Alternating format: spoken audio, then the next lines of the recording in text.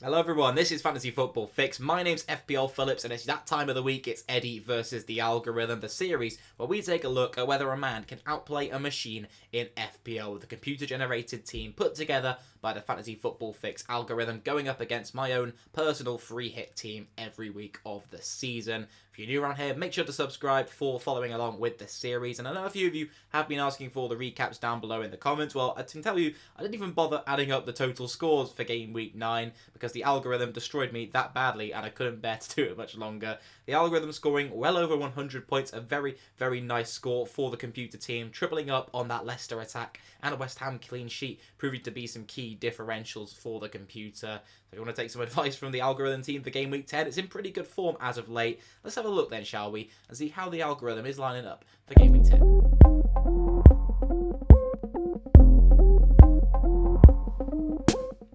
And in goal for the algorithm team that is predicted 71 points this week is going to be Fabianski. So once again, the computer going for a West Ham defensive asset, but a different one this week, going for the goalkeeper instead of an outfield defender. Well, we yet to see the outfield defenders in this team. Of course, maybe there'll even be another West Ham asset in there, but a very, very nice fixture for them at home to Fulham. Of course, bouncing back off that clean sheet against Wolves in their 2-0 victory in game week 9. So they could be, well, without Mitrovic, Fulham, which is going to be a very key aspect in determining whether or not Fulham can score against West Ham. And you'd well and truly back West Ham to grab a clean sheet if Fulham are going to be without their number 9. And it looks like they've got a very good chance. And our match stats and Opta stats and all the tools pointing in direction of a West Ham clean sheet, which looks very, very tempting indeed. So going for Fabianski could be one of the many different keeper options that could be decent choices this week. You maybe even go with a Gaeta of Crystal Palace. You could go with someone like maybe even Danny Ward if you fancy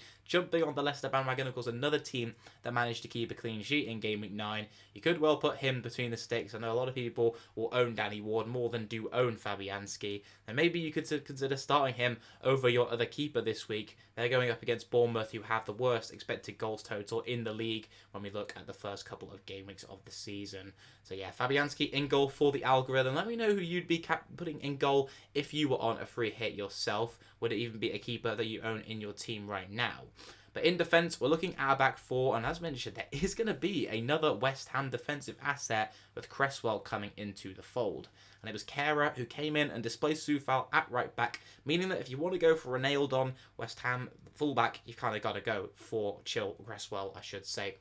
And Cresswell, at the moment, his underlying data doesn't look too shabby. Really, it's his price putting me off. I think there's better options who are at cheaper price points. But on a free hit, can't really hurt. Doubling up on West Ham defence went well for the algorithm last week, so who am I to say that you shouldn't go with it again this week when they look like they could be playing a team who, as I mentioned, are going to be without their top scorer of the last 2 seasons at least.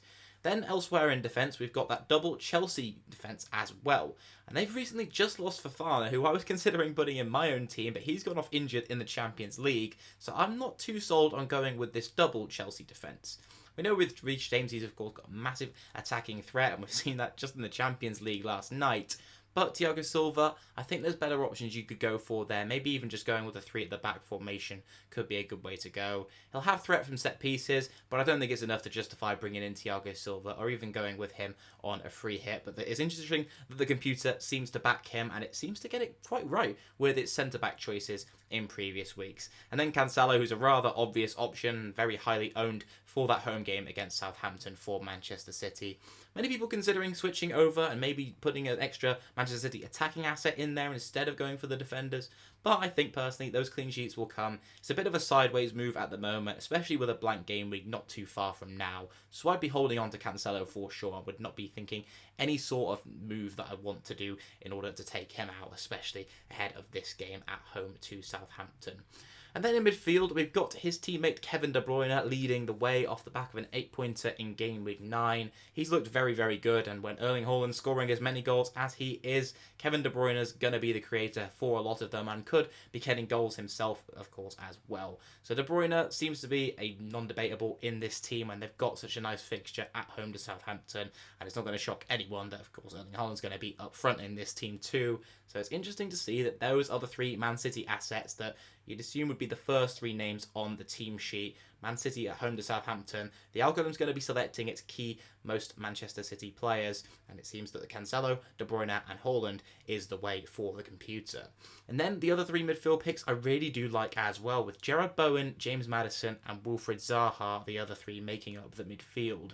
Gerard Bowen and Maddison coming back off the back of a 14 and 18 pointer in game week 9, so some very big totals for them with some nice fixtures as mentioned for that West Ham game at home to Fulham, and then Maddison going up against Bournemouth, one of the weakest defences in the league. Then got Wilfried Zaha, who seems a very popular transfer in amongst managers with experience this week. Home game against Leeds looks a very enticing fixture indeed. Not too highly transferred in amongst the entire overall FPL fan base, but I think that Zaha looks like a really, really nice pick to go for. And when so many experienced and managers who know what they're doing are bringing a player in, you have to take note. And I really like this week to bring in Zaha after holding off 1 week against Chelsea in game week 9. Seemed to be the right call to make. And then finally up front, alongside Erling Haaland, who we don't even need to touch on at this point, who is going to take the captain's armband, I'll be a little surprised to see that Gabriel Jesus makes his way into this team. He is in fine form though, the Brazilian, and a Liverpool fixture doesn't look too bad at the moment with how shaky they have looked over the first 9 game weeks of the season. So Gabriel Jesus could well and truly be one of those players this week that not many people are expecting to perform and would even be looking at for like a sort of a Mitrovic replacement if he's injured, but could be a very nice asset to own in the short term, remember, with that blank coming up for Arsenal in game week 12. So this team would have 4 blankers in game week 12, but we're looking at it from a 1 week perspective, so that's absolutely fine. And then on the bench this week, we've got Ward, Gay, and then we've got Andreas and Taylor. So Gay looks a very nice option indeed, and actually if we move into having a look at my team briefly, these are the changes that I've made and the free hit team I would go with in game week 10. I've kept it quite similar actually this week, bit different to other weeks where I've gone more away from what the algorithm suggested. I have made a few changes though, as you can see. I've stuck with Fabianski, Cancelo and James, but I've taken Gay off the bench basically. I've put him in my team. I was between that, going with Fofana, who I mentioned got injured, so I'm not going to go with him, or going with a Leicester defender and getting rid of Ward off the bench because I can't own 3 Leicester assets, obviously. So it would have been Justin or Castagna. Castagna's got slightly better underlying data, which we discussed in the quick guide video if you want to go and check that out from yesterday. But at the end, I went with Gay. A very nice fixture. Actually, the second best defensively ranked fixture this week by the Fantasy Football Fixture Analyzer. Only behind the Leicester fixture, who they've got against Bournemouth.